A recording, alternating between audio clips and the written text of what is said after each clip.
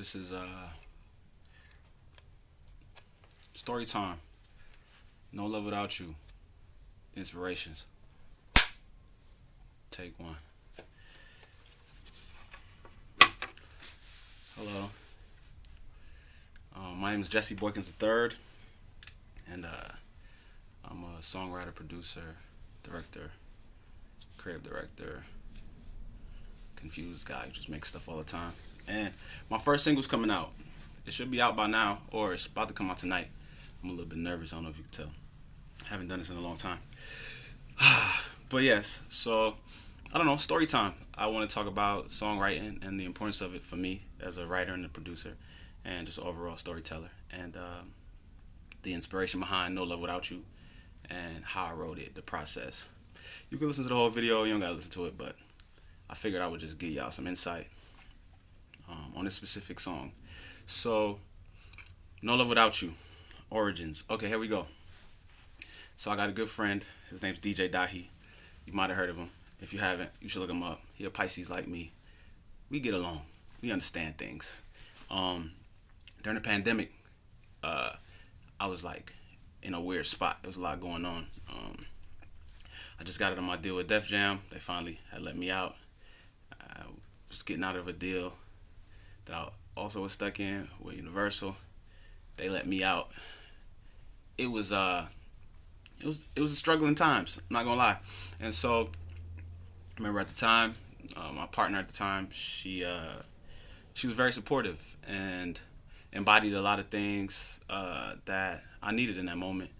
And I remember one of the conversations was she was listening to my album along with a lot of my friends, Joshua, a couple of other homies, and I was kind of staring away from R&B a little bit, and I was doing like a lot of alt stuff, which I love, alt, house, alternative, all this stuff. So she had a conversation with me, and she said, I was listening to your old stuff, specifically Beauty Creator album, and it seems like, you're more vulnerable on music that lends to that soundscape. And I kind of got hot, I'm not going to lie to you. But she was right. So I remember Dahi sending me a pack, just to write songs.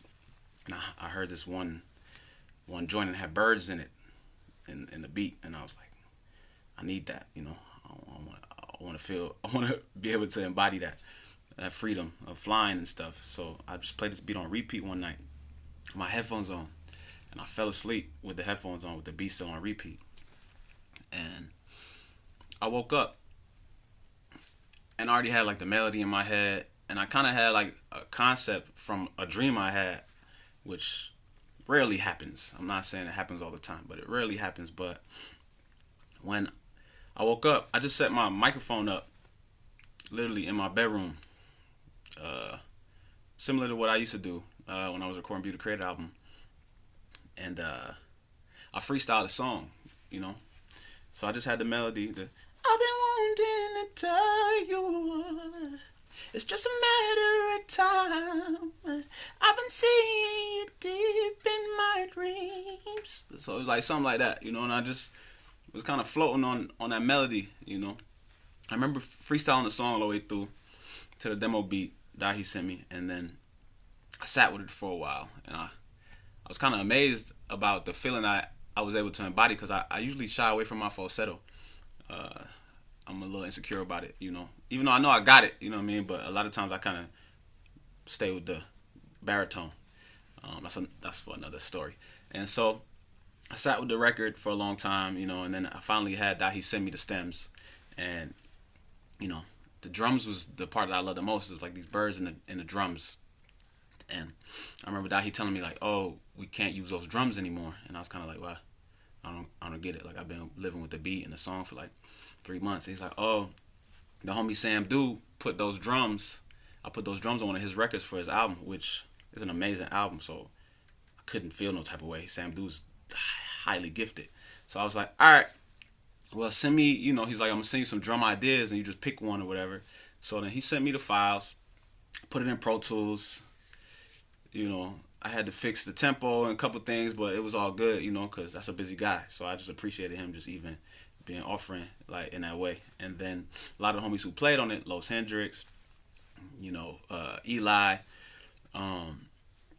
I know those guys because I work with them, so I was happy about it. So then my boy Nathan came through. He added extra guitar to it. Amazing guitarist from DC by way of Nashville, and I basically took one of the drums that Dahi sent me and I stacked extra drums on it with my OP1, and I thickened it out, and then I went and found some bird sounds, and then I like meshed all these bird sounds in the beat to try to rebody, you know, what I already was feeling about the record. And I finally finished the record, and Colors hit me up to do a live performance, and I sent them 3 records, and that was the record they picked, and I was kind of like, not the falsetto joint live, the first one. So I was a little nervy about it, but I ended up doing the Colors performance, and it took a long time to get in the headspace to be able to like know why I want to release music again.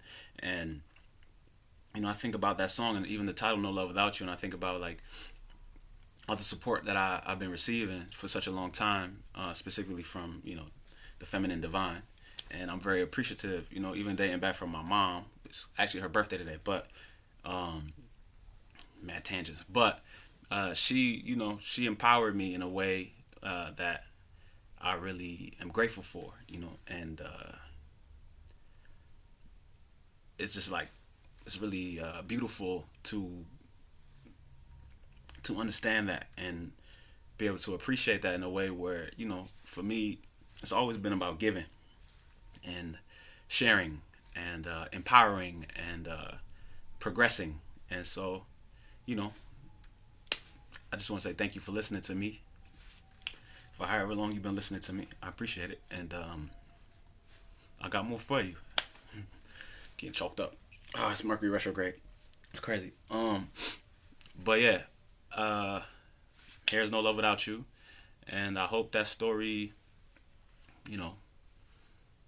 does some. I don't know, is contributes to you, understanding that it's in you, and the people around you bring it out of you, and let them.